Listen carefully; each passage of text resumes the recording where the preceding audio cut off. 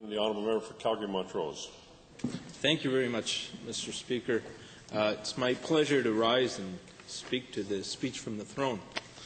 Mr. Speaker, I guess a speech from the throne can be considered to be in parallel with a State of the Union, I guess. And I met somebody not too long ago who gave me an example of what a ruler some few hundred years ago used to do to assess the state of his kingdom's nation. And I found that to be very interesting, to say the least, Mr. Speaker. What this particular ruler used to do is, is dress up as a beggar. And he would go and ensure that nobody could recognize him, and go and see how fellow citizens treated somebody that was so vulnerable. He didn't go to see how a specific agency or a religious leader and so on treated this vulnerable person. He went to see what the average person on the streets in those days thought of and how they treated these individuals. Mr. Speaker, that really inspired me to consider the state of our province and our nation in many different respects. I think in this House we have discussions very often on the policy and the financial implications of what we discuss in this Assembly. We talk about the budget, and we have great stories to tell, Mr. Speaker. We've improved the fiscal position by almost $50 billion while maintaining low taxes. $23 billion in debt was paid off, and nearly $25 billion was saved. We've got a $17 billion sustainability fund. Mr. Speaker, I think that is good news. Hear, hear. Mr. Speaker, we have a commitment to health care, I think, that signals how much value we place on health care in this province. But also, we also present a very realistic outlook that says we know Albertans expect better when it comes to health care. And so does the government. And so we'll aim to get there. Mr. Speaker, in addition, 100 new police officers, I think, is a wonderful item, in keeping with our safe communities priorities. We'll meet and surpass our 14,000 child care spaces commitment that the Premier made, which I think is profound news. But Mr. Speaker, I'd like to go a little bit further and reflect on our society as a whole, Mr. Speaker. And I'd first like to just recognize the fact that I think people in Alberta and in Canada do not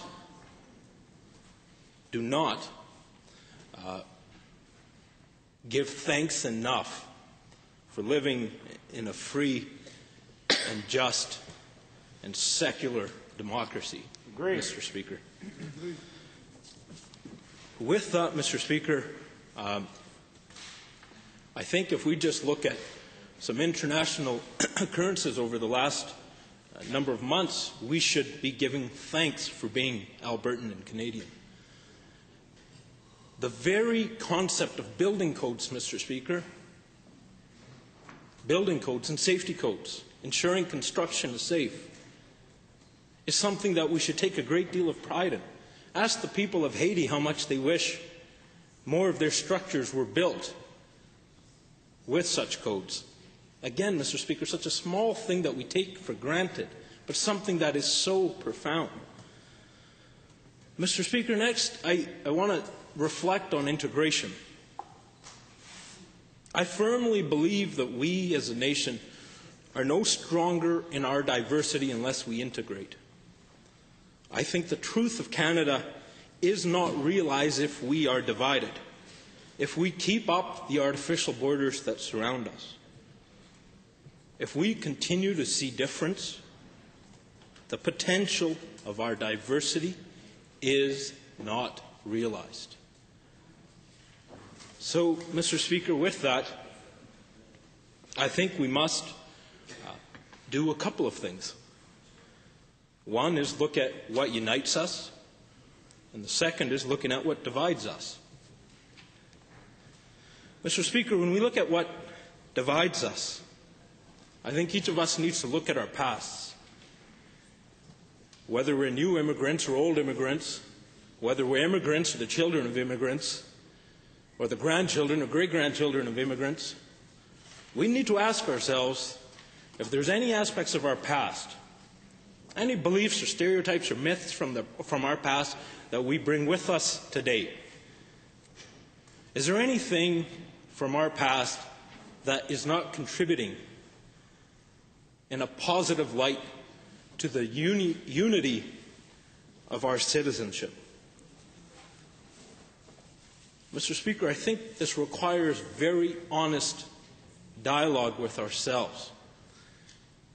Ourselves as individuals, ourselves as family units, as local communities, and broader. Why, Mr. Speaker? Because these stereotypes and myths that humanity far too often keeps perpetuating leads to polarizing politics, where we continue to have this us and them mentality, where one group sees themselves in one way and fails to recognize something good in another. This sort of polarizing politics, Mr. Speaker, I think this comes about when the leaders of the day have no vision that is grand enough to capture the positive attention of its citizens, of their citizens. So as a result, people stoop to the lowest common denominator. Great. And they try to find divisions, real or not, to separate and divide people. That's right. Now, we should be very fortunate that in this nation it does not happen as much as it happens in other parts of the world. And in other parts of the world, Mr. Speaker, these divisions lead to true harm, physical harm, mental harm, emotional harm, sexual abuse and sexual assault, all because people see difference. This harm, Mr. Speaker, led to me seeing something this morning. I woke up to an email from a human rights organization in the U.S. outlining what they believe happened, where the Taliban, Mr. Speaker, have killed a few Sikh youth in Pakistan. Why, Mr. Speaker? Because they could capitalize on difference. Because they could capitalize on difference. Because the leaders of the day throughout the world may lack true vision and true compassion, so they resort to difference. It's disgusting, Mr. Speaker. It's absolutely disgusting. But with that, Mr. Speaker, we must look at what unites us. And that is a conversation that we can have for a long period of time. That is a conversation that can uplift each of us. But, Mr. Speaker, we just don't have it enough. We don't have it enough in this legislature. We don't have it enough in this nation. We don't have it enough in the media. Because it's easy. It's easier to divide, to polarize. Agreed. So if we look, Mr. Speaker, at what unites us, I am inspired by a story that I heard, or rather that I read, of a Rwandan genocide survivor. Mr. Speaker, she wrote in her book that she refuses to see those that killed her family, her friends, and thousands of her fellow people through a lens of hate. She says, I refuse to give them that power, because if I give them that power, they win. She says, if I give them that power to hate them, they win. I think she is a profound human being, Mr. Speaker. And I don't know if I could have such compassion in such depth. But I think she has set the standard for each of us. If she can look at those that butchered so many of her countrymen through a lens of compassion, saying if we are to move forward, if we are to have harmony, then we must see no difference. Then I think, Mr. Speaker, each of us can do our own little parts. Mr. Speaker, we have profound examples here. I had the absolute privilege of meeting Major Harjit Singh Sajjan, who was the first officer wearing a turban in the Canadian Forces. In 1989, he joined the forces. And Mr. Speaker, I am in awe of this man.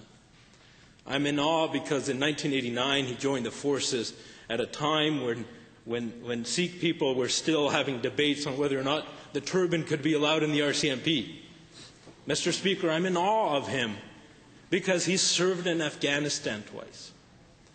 And I'm in awe of my country because of what he represents in Afghanistan. Mr. Speaker, he said that the people of Afghanistan saw him as a symbol of democracy that works. When the people of Afghanistan see this fellow, who looks more like them than the rest of the soldiers, but he wears the Canadian flag on his arm. When they saw him, Mr. Speaker, they saw that democracy works, that having a secular democracy works, that having rule of law works, having equality works. That, Mr. Speaker, you can be safe while being a minority. You can live in peace, you can enjoy opportunities, you can have the freedom to create your own destiny. You can be protected by laws in the book, as well as those that must uphold them. You can be safe in the hands of another. You don't need to fear those that are different. He shows, Mr. Speaker, that you don't need power. Harjit Sajjan is an example of that for these people. That you don't need power in majority. You don't need more wealth than somebody else to be protected. Mr. Speaker, Harjit, and there's thousands of stories such as this that show that Canada works, that Alberta works. We need to spread this message by example throughout the world, Mr. Speaker, throughout the world. And it's here in this assembly, this very assembly, that such inspiring ideals should arise. Yet, it's often not the case. We are often lost in our own theater, which, Mr. Speaker, I must confess, I've done myself a few times. No. It reminds me a little of recess. No. I think I enjoy it now more than I did when I was a child. Agreed. Hear, hear. But, Mr. Speaker, these are but a couple of examples of what is so profound about us. I merely hope that we're able to reflect on this a little more. I merely hope that we're able to tell these stories a little more. We have greatness all around us. We have greatness all around us. Agreed. The hope that we need is all around us. It's not hidden in a corner. It's not standing, or it's not showcased, rather, on primetime television. Yes, during this time, during the Olympics, we'll see that hope on the Olympic podium. But more often, Mr. Speaker, the hope is amongst our people. Thank you, Mr. Speaker. Agreed.